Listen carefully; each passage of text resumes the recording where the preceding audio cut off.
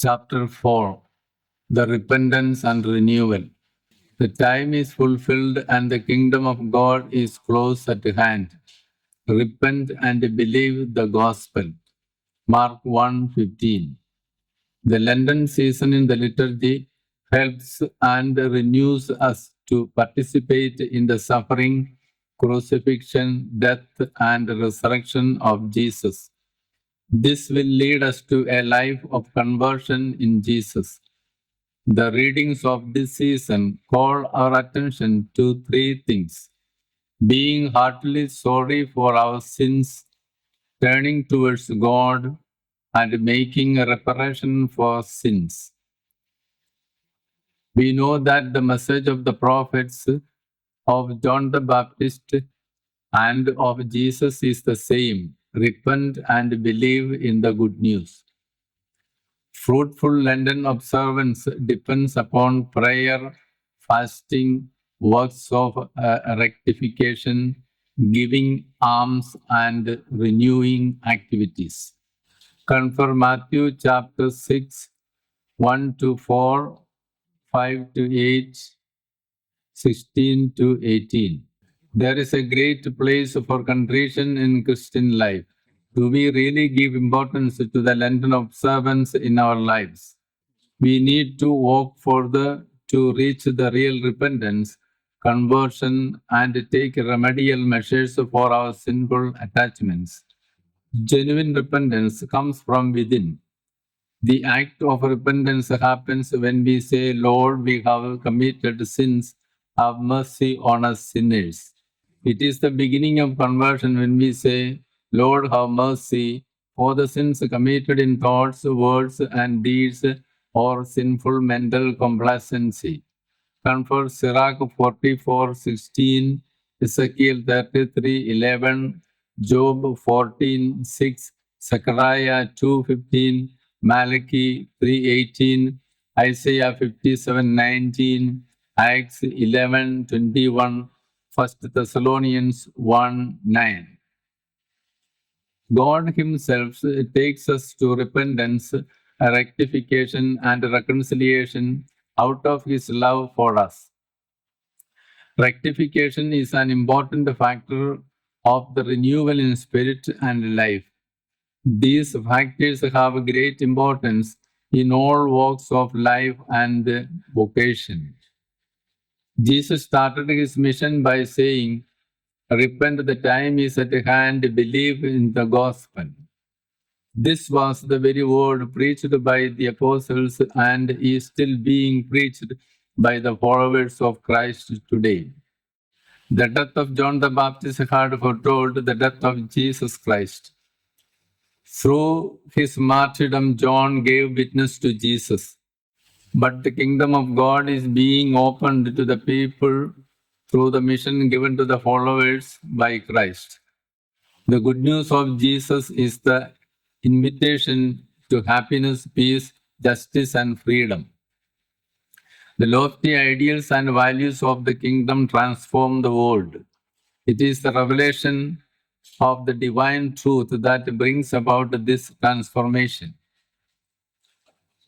The light of the sun that comes into the room which was already cleansed shows that there is still dust in it. In the same way, when the word of God comes into our hearts, we realize that there are still sins in it, and hence the need of conversion and cleansing activities in our lives. The word of God is like a two-edged sword that cuts through our hearts to sincere sorrow and repentance. Let the word of God come into our hearts and cleanse our life. There is always the need to be converted to Jesus. The kingdom of God is an experience of justice, peace, and joy of God. Confer Romans 14:17. Conversion means a change of heart to right ideas, right principles, right values, and right thinking pattern. It means taking away sins and filthiness from our hearts and filling it with the fruits, gifts, and graces of the Holy Spirit. Replace unproductive ideas, negative attitudes, and destructive mentalities with productive ideas, positive attitudes, and constructive decisions. Conversion gives us new and holy insights. As a result, consciousness, goodness, justice, love, and peace prevail in our lives. One needs to come to self consciousness in order to experience conversion. It is evil desires, bad habits, selfish motives, greed, wicked thoughts, crookedness, immoral life, unjust plans, scandalous activities, child labor, child abuse, wicked practices, malice, lust, black magic, abortion, and a lack of faith in God that destroy our well being. One who is led by the Holy Spirit comes to real conversion. We ought to live in and live by the Holy Spirit. When we try to lead a life of conversion, there will be more and more temptations, difficulties, influences, and bindings from Satan and the world. Matthew 7:13 speaks of two paths. One is wide and the other is narrow. We are asked to enter into heaven by the narrow gate. It is the narrow path that leads us to life and leads us to heaven, whereas the wide path leads us to death and destruction. Prayer, fasting, and abstinence are the necessary factors for standing against the worldly and facing every form of evil. Real and meaningful abstinence is to reject sin and evil. It is to say no to whatever is sinful and rejecting whatever leads us away from God. It is putting full stop to all that lead us away from God. Fasting leads us to self-control over greed and gluttony. The Lenten season is a special occasion for doing penance for our sins. We are expected to turn to God and turn away from sinful lives. Our lives should be filled with goodness, holy desires, hope, and love. Matthew 6 1 to 18 speak and teach us how to pray, fast, and give alms. In the Old Testament, Moses fasted for 40 days and nights to cleanse himself and make him humble, holy, and worthy before God to receive the 10 Commandments from God. The people of Israel fasted during dangerous situations, social problems, and difficulties. Confer 1 Samuel 7 6, 14, 24. David fasted for many days due to various reasons and needs. Isaiah and Jeremiah declared fasting for the people. Jews fasted based on their customs and traditions. Jesus enters his public ministry after fasting for 40 days and nights in the desert. Jesus criticizes the Jews for their meaningless and aimless fasting. Church proposes fasting as means of help to grow in spiritual life. Church objects the hard type of fasting when it is hazardous to physical and spiritual life. We do penance for the forgiveness of sins. We are bound to make a reparation for the sins committed and the losses made.